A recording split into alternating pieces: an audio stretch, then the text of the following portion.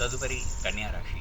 కన్యారాశి వారు ఈ వారం అత్తమామల నుండి, బావమరుదుల నుండి శుభవార్తలు వింటారు.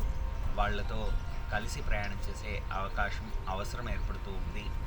అదేవిధంగా తద్వారా నూతన ఆదాయ మార్గాలను, నూతన పరిచయాలను పెంచుకోవడం జరుగుతూ ఉంటుంది. తద్వారా శుభ పరిణామాలు పొందుతూ ఉంటారు. ముఖ్యంగా గురువుకు సంబంధించినటువంటి స్తోత్రాలను పారాయణ చేసుకోవడం, గురువుల ఆశీర్వాదాలు పొందడం, తద్వారా గురువు అనుగ్రహాన్ని మీరు పొందడం ద్వారా శుభకార్యాలు మీకు కలిసి వస్తూ ఉంటాయి. శుభకార్యాలు చేసే అవకాశం వస్తూ ఉంటుంది. ఇంట బయట కూడా చక్కనైనటువంటి ప్రశాంతమైనటువంటి వాతావరణంలో విందు వినోదాల్లో గడిపేటువంటి అవకాశం కనబడుతుంది.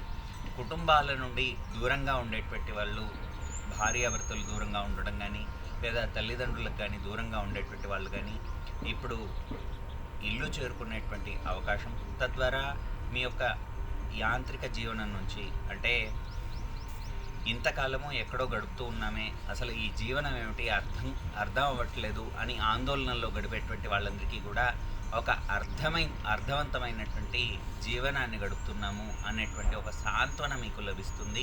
ఈ వారం అంతా కూడా చక్కటి ప్రశాంతమైనటువంటి జీవనాన్ని మీరు గడుపుతారు.